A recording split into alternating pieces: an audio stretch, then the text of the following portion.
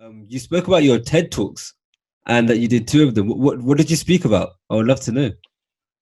So I'm actually just doing a viewing for one of them in an hour, but one of them is about going independent on Instagram, which talks about quitting my job. So technically, I'm trained as a psychotherapist, Yeah. specialized in clinical hypnotherapy and past life regression, which is what I studied before I got into the entertainment industry and started working as a producer and manager.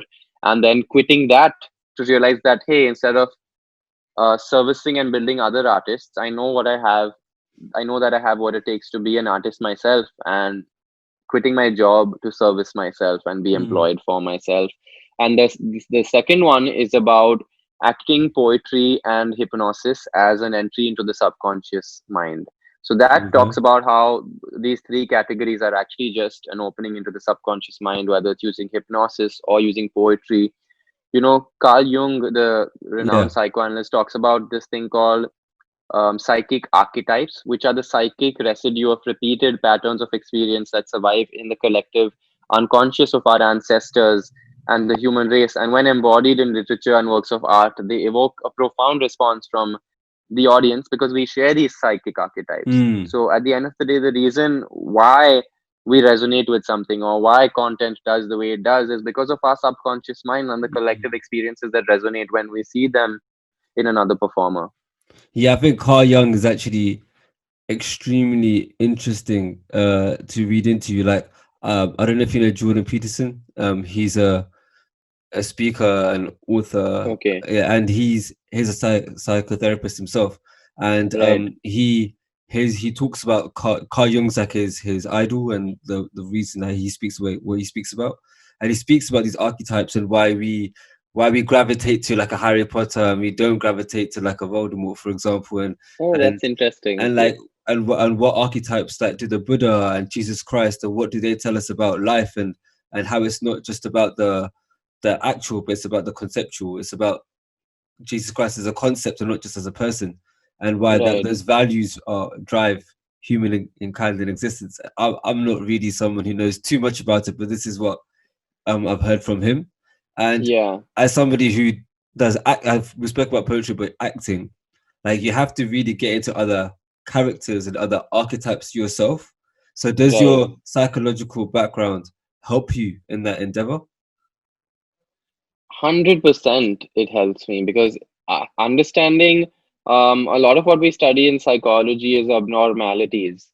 And when you're embodying a character, one of the very important things that you learn is you can't have judgment about a character or you will not be able to perform it. So you have to withdraw judgment when you're embodying a character. And that's my study of the abnormal has helped contribute to just allowing me to embrace, like, even the female characters that I do, like, you could call it abnormal. And Mm. it was psychologically classified as abnormal for a very long time in the diagnostic and statistic manual of mental disorders, but today it isn't. So I feel like it's definitely impacted my ability to connect with more characters and more Mm. spectrums of people. Yeah, and I think it also probably provides you empathy as well, right? Like to be able to empathize, and It I think does. that, and as an artist, I think empathy is a very key component in how You we know, write. so this a director, her name is Sophie Ashraf. She told me this recently on a call that as artists, we have to have a thin skin when we are creating and writing, but when we put it out there, we have to have a thick skin, Yeah, which is yeah, a paradox yeah, because you have to be sensitive enough to feel, but you can't be sensitive once you put your work out there because that will destroy you. You have to learn to cut out and let things exist in isolation. yeah. And I think that's where the detachment comes in again. What we spoke about earlier. I think, yeah, to Yeah. write something, and as soon as this is what I've learned as well. As soon as I've finished something, as soon as it's finished, and to me it's done, it's no longer mine. Like, even if no one's heard it, like I think for me, it's only mine while I'm writing it, and then Really? Oh, once that's I don't. For me, it's like it's always a part of me that survives in my work, and I don't feel like it's complete. Definitely, the response and the treatment of it is completely different, mm, and sort of maybe the perspective that I had while pouring myself into it is different from when they are responding to it.